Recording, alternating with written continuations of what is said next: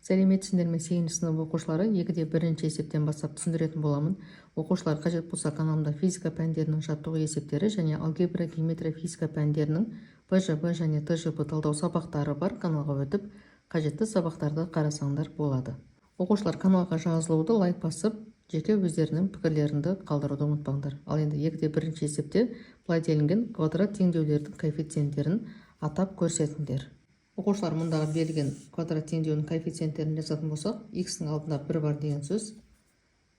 Сонда a тең болады 1-ге. Мұндағы x-ның алдындағы ол b-ны білдіреді, b тең болады -2-ге.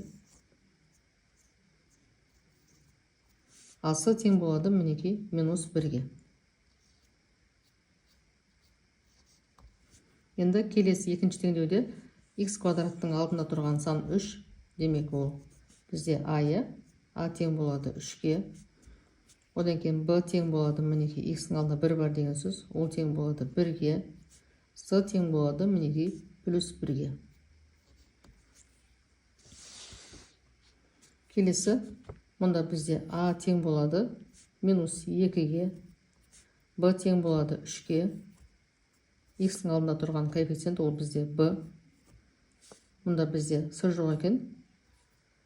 Жоқты біз 0 деп аламыз. С бізде 0-ге тең екен. Енді мұнда бізде x квадраттың алдында тұрған 1, a тең болады 1-ге. Бізде мұнда мінекей 3x, x-ның алдында мінекей x-ның алдында тұрған коэффициент ол b дегенді білдіреді. Бізде x деген жоқ екен. Демек b 0-ге тең, с -5-ге тең.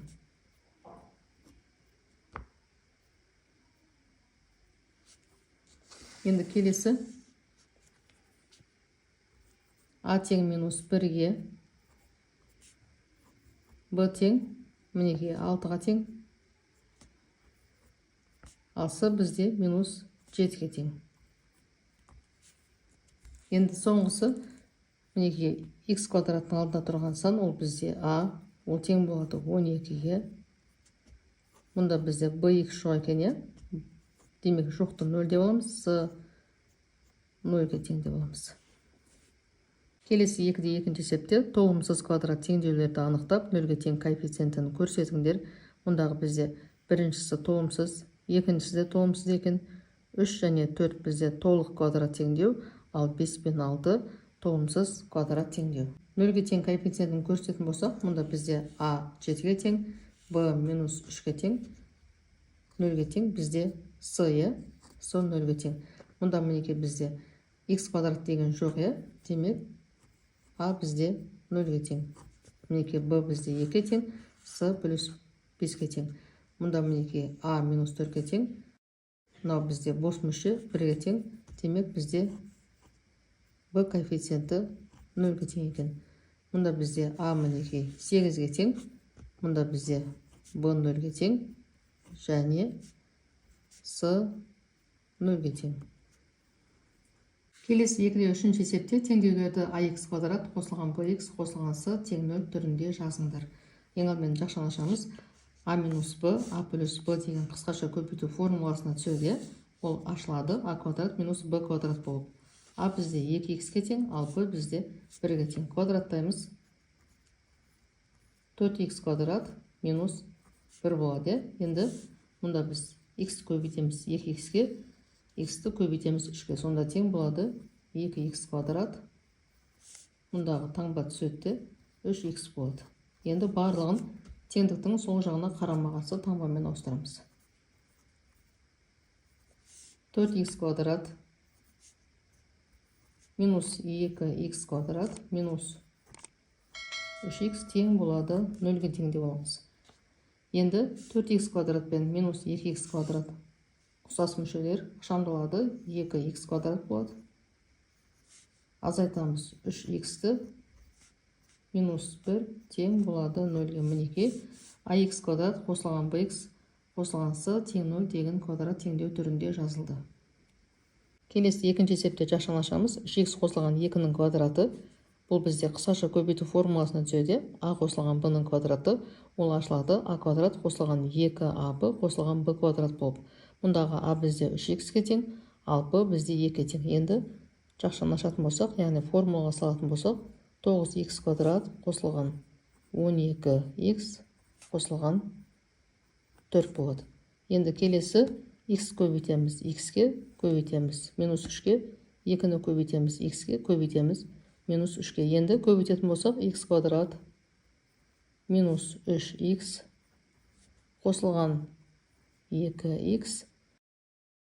Енді барлығын, яғни теңдіктің оң жағындағы өрнекті теңдіктің сол жағына қарама-қарсы таңбамен ауыстырамыз.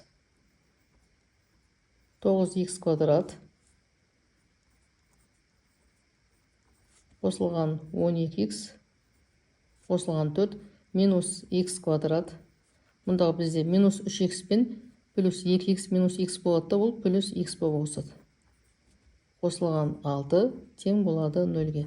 Енді ұқсас мүшелері біріктіреміз. 9х квадрат минус х квадрат 8х квадрат болады. 12х, мұнда бізде х ғана 1 бар деген сөз, таңбалар бірде қосылады, 13х болады.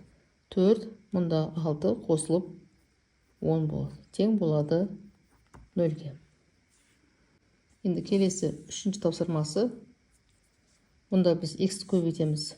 Мынау жақшаның ішінде өрнекке 1-ді көбейтеміз х қосылған 2-ге. Сонда х квадрат қосылған 2х қосылған х қосылған 2 болады. Тең. Мұнда да дәл сондай 2х көбейтеміз х минус 2-ге, 1-ді көбейтеміз х минус 2-ге. Сонда 2х квадрат минус 4 минус х плюс 2 болады. Енді мұндағы 2 мен, мына 2 мен, мына 2-ні қысқартып жіберсек болады. Сонда х квадрат, мына екеуі 3х болады. Минус 2х квадрат болып теңдіктің сол жағына ауысады. Мұнда бізде минус 4, минус емес, плюс 4 болып ауысады, плюс х. Тең болады 0-ге деп аламыз. Х квадрат минус 2х квадрат минус х квадрат болады. Мұнда бізде 3х, х, 4х болады. Оған қосамыз 4-ті. Тең болады 0-ге. Оқушылардың нәтижесі бізде 2х минус 2-ні көбейткен кезде 4х болады екен, 4х. Енді минус х плюс 2 дұрыс. Енді мына жеріміз х квадрат плюс 3х минус 2х квадрат плюс 4х болады мына жерімізде. Енді минус х квадрат 3х 4х х, сонда 8х болады екен. Енді қалай жасақ болады? Мына 3х пен х-ті қосып 4х деп алайық та, мына 4х-тің өзін түсірейік мұнда. Сонда минус х квадрат плюс 8х тең болады 0-ге. Енді келесі 4х квадраттың өзі түседі.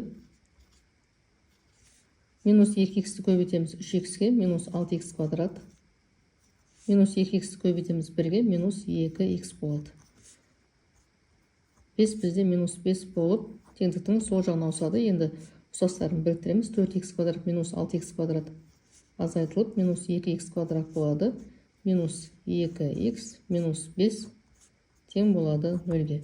Енді дәл осылай қалдырсақ та болады, немесе минус 1-ге көбейту арқылы таңбасын өзгертіп жазсақ та болады. Келесі 5-шісі х көбейтеміз 3х-ге, х көбейтеміз минус 2-ге. 3-ті көбейтеміз 3х-ге, 3-ті көбейтеміз минус 2-ге.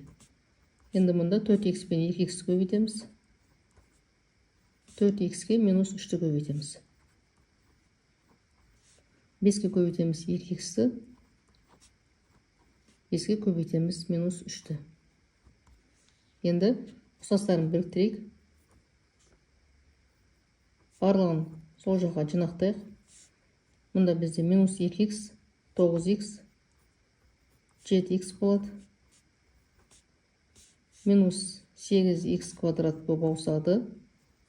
Мұнда минус 12х плюс 10х минус 2х болады, бұл плюс 2х болып ауысады. Қосылған 15. 3х квадрат минус 8х квадрат минус 5х квадрат болады. 7х, 2х қосылған 9х болады. Минус 6 плюс 15 плюс 9 болады. Тең болады 0-ге. Енді келесі х квадраттың өзін жазып аламыз. Қосу 1-ді көбейтеміз 1-ге 1 болады. 1-ді көбейтеміз минус 3х-ге минус 3х болады.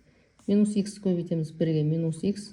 Минус х көбейтеміз минус 3х-ге плюс 3х квадрат болады.